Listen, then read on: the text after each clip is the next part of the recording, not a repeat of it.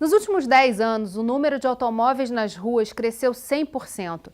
Levando em consideração que 82% dos cidadãos brasileiros vivem em cidades, isso acaba significando, na prática, mais tempo de deslocamento. Como reverter esse quadro? Esse é um debate que vem ganhando força entre arquitetos e urbanistas e que o Rio em Foco traz para você agora. Vem com a gente! O Rio em Foco recebe o gerente de desenvolvimento urbano do ITDP, Yuri Moura, e o presidente do Instituto de Arquitetos do Brasil, do Rio de Janeiro, Pedro da Luz. O boom imobiliário dos últimos anos consolidou e ampliou a oferta de condomínios, estruturas afastadas do centro da cidade, praticamente autossuficientes, em que os moradores não precisam ir longe para ter acesso a lazer e consumo. Tudo isso com a proposta de garantir o conforto dos moradores.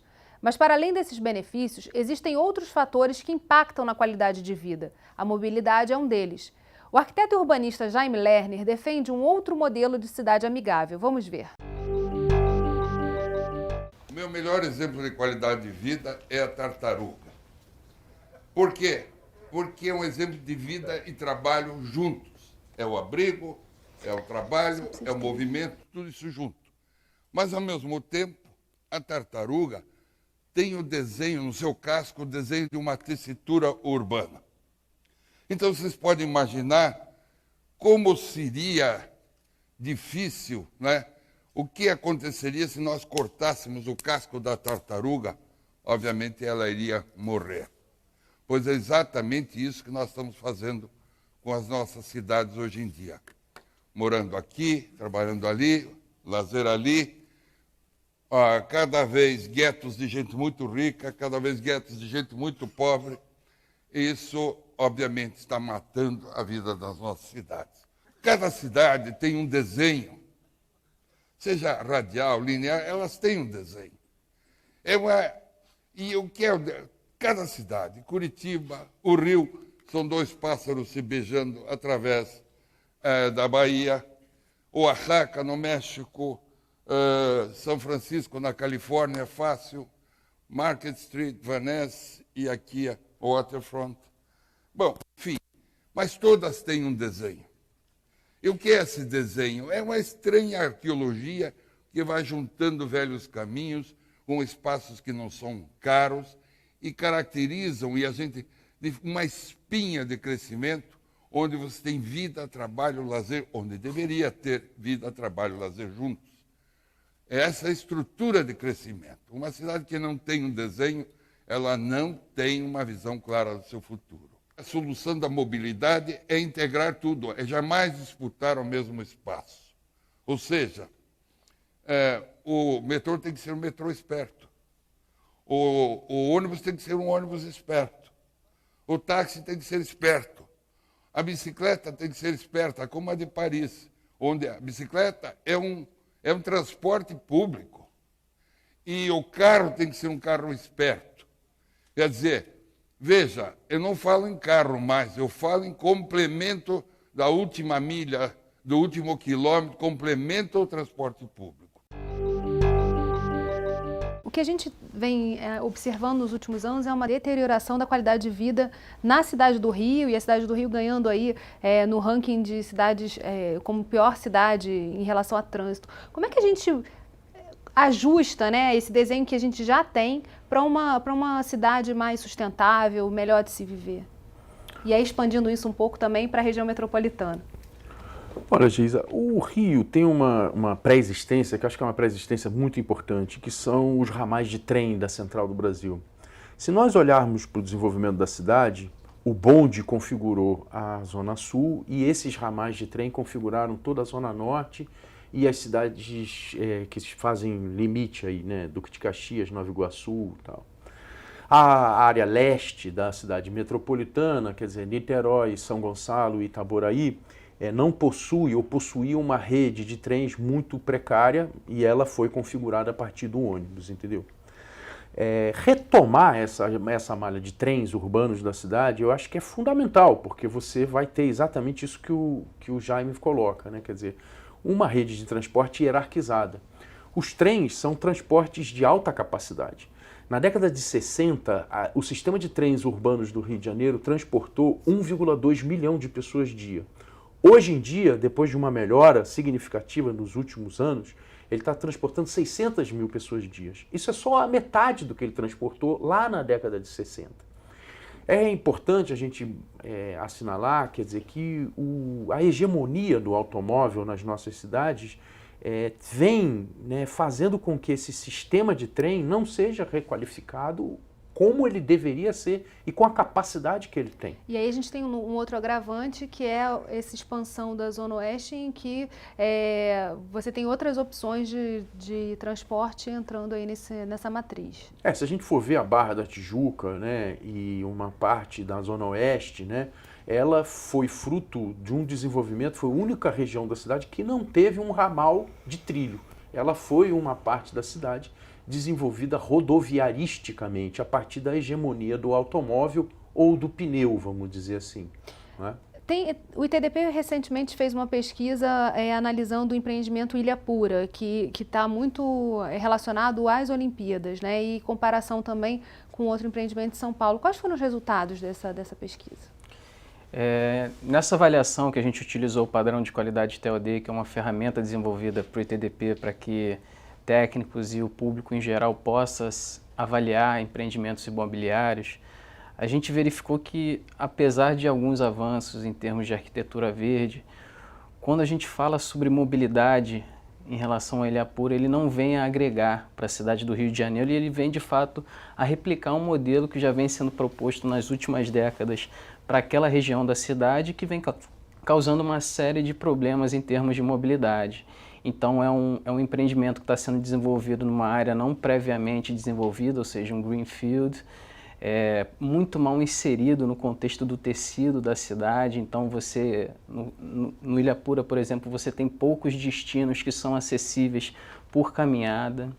É um empreendimento fechado, ou seja, a relação dele com o espaço público não é bem feita. Ele internamente ele até tem boas condições para se caminhar, para se utilizar, por exemplo, a bicicleta também. Ele tem um parque interno, mas quando a gente fala, por exemplo, da conexão dele com o corredor de BRT que está sendo implantado próximo a ele, a gente sente que ele ainda precisa ser aprimorado para, de fato, estimular quem vai residir ali a acessar o transporte público, por exemplo. A gente está falando aí de uma predominância também dos empreendimentos imobiliários, definindo quais vão ser, como é que vai ocorrer o crescimento urbano, não é isso?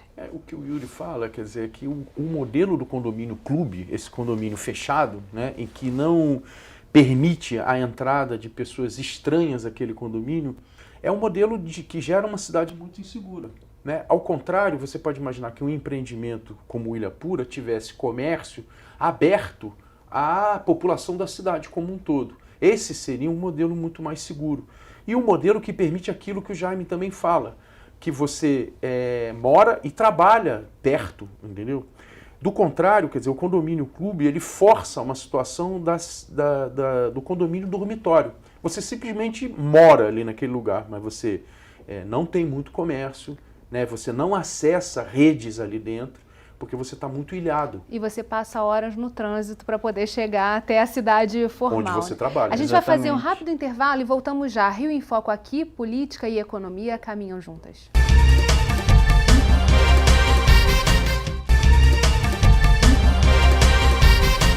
Voltamos ao Rio em Foco com Yuri Moura e Pedro da Luz.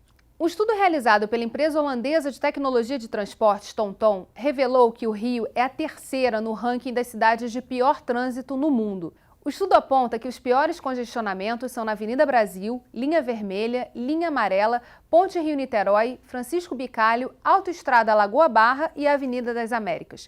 Os motoristas perdem 47% do seu tempo no engarrafamento. A gente está falando aí das vias de saída, na verdade, da cidade do Rio, né? De deslocamento. Como é que a gente faz para reverter isso? Tem uma série de ações que estavam previstas no planejamento, e acho que é importante a gente reforçar essa questão do planejamento, né? Acho que é importante a gente começar a planejar o transporte para que ele dê certo. Não existe uma bala de prata que você resolve isso de um dia para o outro. Mas o PDTU de 2002 diz que existiriam ramais de barcas, por exemplo, né, dentro da Baía de Guanabara, ligando o Duque de Caxias à Praça 15, São Gonçalo à Praça 15. Esses dois ramais não foram implantados. Você imagina se esses 2 ramais são implantados e você articula isso com grandes estacionamentos em São Gonçalo e em Duque de Caxias. Você descarregaria fortemente tanto a linha vermelha quanto a ponte Rio-Niterói, entendeu? Então, você precisa começar a ofertar opções para o cara que está se movimentando dentro da cidade. E essas opções envolvem exatamente você ter uma rede de transporte articulada. Não adianta você querer, quer dizer, barca é uma coisa barata, quer dizer, a infraestrutura, a Bahia está aí, ela não precisa ser construída, você precisa construir simplesmente estação, comprar barca e articular isso com grandes áreas de estacionamento, fazer com que as conexões de ônibus cheguem nesses locais, entendeu? Para dar conforto para o cara. Porque o cara precisa... a gente não devia admitir que uma pessoa gastasse mais de 40 minutos no seu movimento pendular, casa-trabalho ou casa-escola, entendeu? Isso deveria ser, assim, um item que a gente devia preservar. Nós estamos levando aí 2h40 para vir para o trabalho e voltar do trabalho. Isso é um absurdo, não dá para conviver com isso. O ITDP tem trabalhado em parceria com o Estado e com a Prefeitura nessa questão das bicicletas, né, do uso das bicicletas como modal de transporte. Além desse investimento em transporte público, você criar uma rede hierarquizada de transporte, onde você integre, por exemplo, os transportes ativos como a bicicleta aos sistemas de média e alta capacidade. E assim, acrescentando a fala do Pedro, acho que além do investimento no planejamento e na infraestrutura de transporte, no contexto da região metropolitana, eu acho que é importante também a gente atrelar estratégias de desenvolvimento urbano a essa malha. Então é importante que a gente de fato estruture o nosso desenvolvimento em torno, principalmente dos corredores de média e alta capacidade, como ele citou, as barcas. Eu acho que no contexto da região metropolitana, o sistema de trens é fundamental, uma revitalização, uma ampliação e uma estratégia de desenvolvimento no entorno desse modal, para que as pessoas, além de morarem próximas às estações e possam ter o acesso facilitado, elas possam também desenvolver as outras atividades que elas precisam desenvolver no seu cotidiano, como trabalho, educação, acesso a serviços, comércio. Eu acho que é importante a gente promover também no contexto do Rio de Janeiro um avanço das oportunidades para a cidade metropolitana, ou seja, hoje em dia muitas da oferta de emprego na região metropolitana do Rio está muito concentrada na cidade do Rio de Janeiro, então é preciso levar as oportunidades para o restante da região metropolitana, porque numa cidade dessa dimensão, hoje em dia não basta mais a gente só investir em transporte público, a gente tem que promover um desenvolvimento mais equilibrado do território. E como é que a gente faz isso na prática? Porque uma grande desculpa que se usa, ou na verdade a justificativa que se usa para você fazer uma expansão é justamente o preço dos terrenos. Quer dizer, você coloca a moradia mais distante do centro ou de onde há os serviços disponíveis do setor público por conta do menor preço desses terrenos à distância. Como é que a gente reverte isso? Como é que a gente melhora essa oferta para que ela de fato seja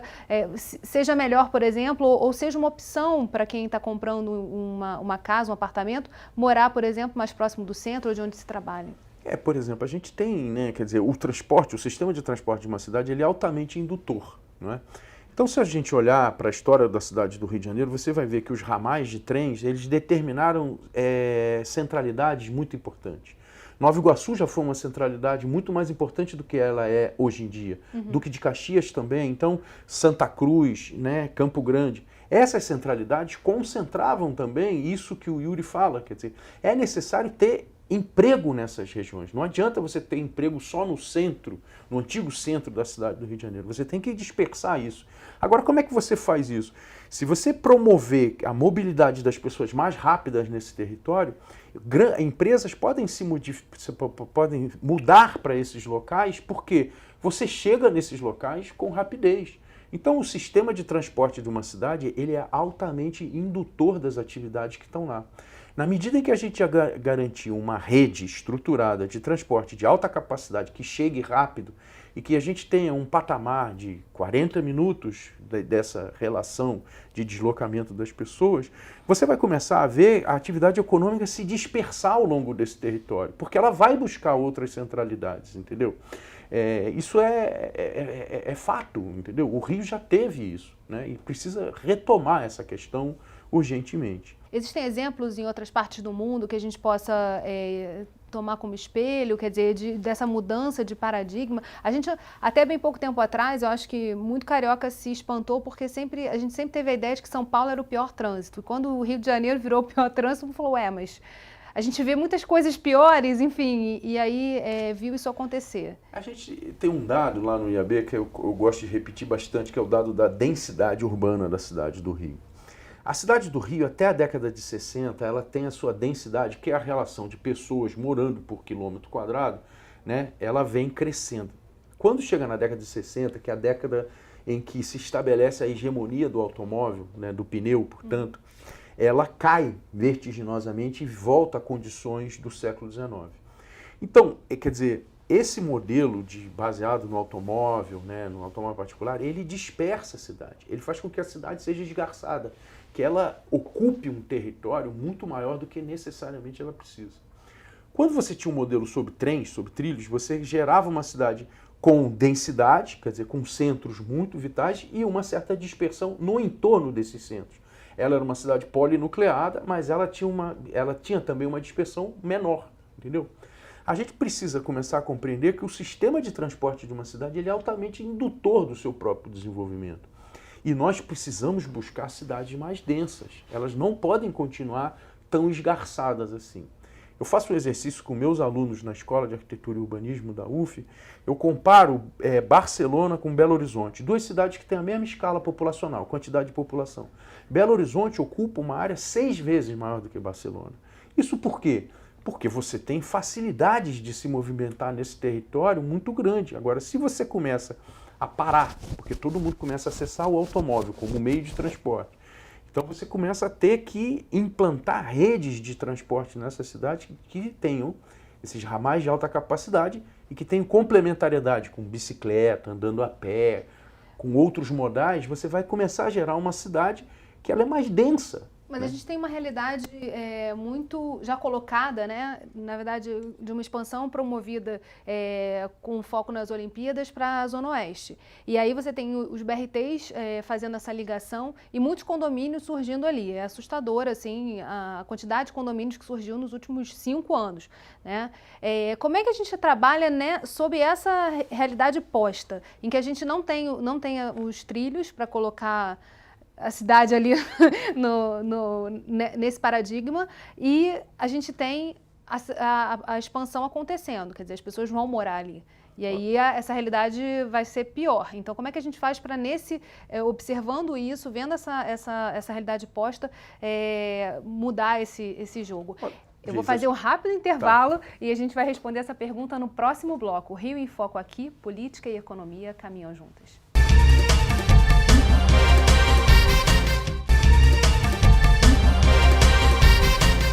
No bloco anterior, nós falávamos sobre a expansão da Zona Oeste sem a perspectiva do trilho. Como é que a gente faz para que esse crescimento seja de fato sustentável? Era a pergunta que a gente deixou aqui para os nossos convidados responderem. Eu acho que é importante, quer dizer, o que é um empreendimento sustentável? Ele precisa reaproveitar a água de chuva, ele precisa ter um baixo consumo de energia, gerar sua própria energia, isso tudo. Mas ele também precisa se localizar frente aos ramais de alta capacidade, ou pelo menos de média capacidade da cidade para esse deslocamento. Senão, ele não é sustentável do ponto de vista urbano. Ele é sustentável só do ponto de vista arquitetônico, mas não do ponto de vista urbano. Ele é um terreno isolado, não é. Na verdade, ele faz parte de um contexto. Uma vez eu visitei um empreendimento em Milão que era considerado como um empreendimento sustentável. Só que ele gerava uma carga de deslocamento por carro perto a ele porque ele não estava próximo aos ramais de deslocamento da cidade. São as tais emissões de carbono que a gente precisa calcular, né, na pegada... Exatamente. Que acho que é um dos aspectos que vem marcando os empreendimentos imobiliários atualmente no Brasil. Eles são muito adaptados à conveniência da posse e da utilização dos carros. Então, em determinadas situações, não adianta simplesmente você colocar um empreendimento próximo a um ramal de média e alta capacidade. Se ele ainda tem muito espaço para, por exemplo, para estacionamento, que é um tema bastante sensível, ele pode acabar induzindo que as pessoas prefiram utilizar o carro, continuem optando pelo carro do que pelo transporte público, que é muito mais sustentável para a cidade. Então esse aspecto, principalmente associado ao espaço dedicado ao carro no interior dos empreendimentos, é algo muito importante de ser adequado, de ser aprimorado para que a gente possa de fato fazer com que as pessoas voltem a caminhar, voltem a utilizar a bicicleta, o transporte público, ou seja, possam novamente se apropriar do espaço público como espaço legítimo de convivência no contexto da cidade. E aí vocês estão falando de uma coisa importante que são os papéis, né? O papel do consumidor que deve buscar uma solução que ele possa se sentir partícipe dessa ideia de cidade, o papel do poder público, das empresas e da própria sociedade civil organizada. A gente podia falar um pouquinho mais sobre isso, quer dizer, explorar dentro dessa perspectiva do Ilhapura, que já é um empreendimento existente, né? Não dá para tirar ele de lá e botar em outro lugar. Como é que a gente faz para integrá-lo a essa cidade e torná-lo também sustentável do ponto de vista do indivíduo, do cidadão? Eu acho que a gente tem que começar a olhar para antigos bairros que, por exemplo, estão perdendo população. Os ramais da central do Brasil, por exemplo, estão perdendo população em direção à Zona Oeste. Você precisa ter um poder público atuante de forma a falar assim, olha, não interessa eu expandir a mancha urbana da cidade. Interessa, sim, eu densificar onde já houve cidade. Existem partes na cidade do Rio de Janeiro que estão sendo abandonadas. Eram locais industriais, há uma desindustrialização na sociedade, mas você precisa reocupar esses locais. E você precisa dar incentivo à reocupação desses locais. Porque esses locais têm ramais de alta capacidade perto deles, entendeu? Então você começa a estruturar uma política urbana que ela diz o seguinte, olha, não quero que a mancha urbana se expande. Eu vou construir onde já há cidade. Isso é que eu acho que é muito importante hoje em dia no Brasil. Mas aí você tem um aspecto importante, assim, pelo menos para a cidade, para o estado do Rio de Janeiro, que é a questão da segurança pública, né? Sim, sem dúvida, mas a segurança ela é fruto também desse abandono dessas áreas, você está entendendo? Essas áreas se transformaram em áreas inseguras porque aconteceu um fenômeno que foi o abandono delas, a desindustrialização. Você precisa promover uma vida de bairro. Existem locais na cidade do Rio de Janeiro, como Marechal Hermes e outros bairros da central do Brasil, que têm uma qualidade de vida assim, fantástica. Por quê? Porque apresentavam uma quantidade de gente que morava ali e era um local que se compartilhava uma certa ascensão social. Morar nesses locais não era alguma coisa ruim, entendeu? A gente não pode mais conviver com esse modelo do condomínio clube, fechado, você está entendendo? A gente não pode mais conviver com um modelo que ele está incentivando as pessoas a não se encontrarem na cidade. A gente tem que começar a passar a viver com um modelo de convivência, de encontros, de troca, né? É um modelo de condomínio, de projeto que não necessariamente traz segurança para as pessoas, né? A gente, de certa forma, naturalizou e criou essa ilusão que simplesmente colocar um muro no entorno da nossa casa vai nos trazer segurança, mas na verdade quando você sai do condomínio a insegurança está ali, você pode ser assaltado e esse modelo infelizmente ele afeta diretamente a vitalidade do espaço urbano. Então você ter uma cidade que tem um uso misto, ou seja, você possa trabalhar, residir no mesmo local, você tenha projetos que de fato dialoguem com o espaço público, ou seja, sejam fisicamente permeáveis, visualmente ativos, é extremamente importante para a vitalidade do espaço urbano. E a vitalidade do espaço urbano traz segurança, ou seja, são os olhos da rua, enfim, o convívio e você tornar o espaço mais vibrante, de fato, acho que pode contribuir para a questão da segurança. Em termos de poder público, né? A gente falou aqui de estimular e estimular, assim, dando incentivos mesmo para que áreas hoje mais vazias sejam adensadas, quer dizer, retomem a sua função dentro da cidade, mas que outros papéis, que outras ações podem ser feitas nesse momento que a gente está colocando a cidade, revitalizando parte da cidade e ampliando outras para a gente melhorar um pouco essa qualidade de vida?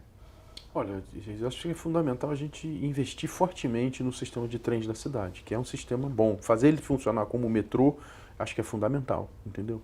Acho que isso é uma atividade que é para ontem, né? Você vê assim, o governo do estado investiu em novas composições, comprou novas composições, elas são boas e tal, mas a situação das estações continua muito ruim. Então você continua com aspectos assim, de desconforto para o usuário, né? Então ter escada rolante, elevador para cadeirante, isso é uma coisa fundamental. Fazer com que esse sistema de trens funcione como o metrô, entendeu? Com espaçamento igual, isso é possível. Né? Depois eu acho que é muito importante a gente ter incentivos para isso que o Yuri está falando, quer dizer, para os condomínios serem mais abertos, oferecerem serviços não só para aquela população lá de dentro, mas oferecerem para o conjunto da cidade como um todo, entendeu? Porque aí a gente vai começar a gerar uma cidade também mais segura, entendeu?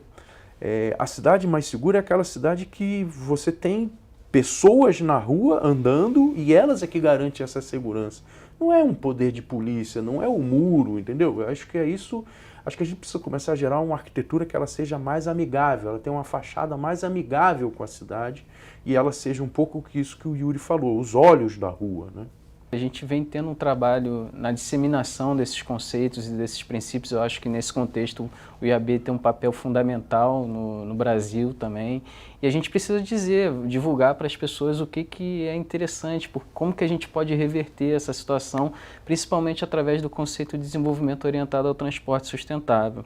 A gente, inclusive, recentemente vem também fazendo um trabalho direcionado ao setor privado, ou seja, aos incorporadores também, para que de fato eles possam abraçar também esses princípios na produção de projetos e, consequentemente, de uma cidade mais humanizada, mais feita para as pessoas e menos adaptada para a conveniência na circulação de automóveis. O ITDP tem uma série de estudos interessantes. Qual é o link para acessar essas publicações que falam também de modelos não só do Brasil, mas do mundo, que podem servir como comparação e base para se pensar essa cidade sustentável? Eu sugiro acessar o site do ITDP Brasil, itdpbrasil.org, e lá tem uma série de todas as nossas ferramentas e publicações, e até inclusive as avaliações que foram feitas do Ilhapura e do Conjunto Nacional em São Paulo, que é um projeto icônico, que apesar de ser um projeto da década de 50, ele tem uma série de princípios, de boas práticas de desenvolvimento orientado ao transporte sustentável. Lá vocês podem ter acesso ao material, inclusive as nossas ferramentas que são construídas para que qualquer pessoa, um especialista ou uma pessoa que não é exatamente da área de desenvolvimento urbano ou mobilidade, possa utilizar e avaliar projetos e o seu bairro também. Bem, infelizmente, nosso programa está chegando ao fim. Obrigada, Pedro. Obrigada, Yuri. E obrigada a você que ficou com a gente até agora. O Rio em Foco quer saber a sua opinião. Escreve pra gente. Tem algum assunto que você queira ver discutido aqui? Envie sua sugestão para rioinfoco@lerj.rj.gov.br ou para o nosso WhatsApp 21 98990 4709. E se você gostou desse programa, pode assisti-lo novamente no nosso site www.querodiscutiromeuestado.rj.gov.br ou pelo www.youtube.com/alerjtv. TV Alerj, o canal do povo fluminense. Até a próxima.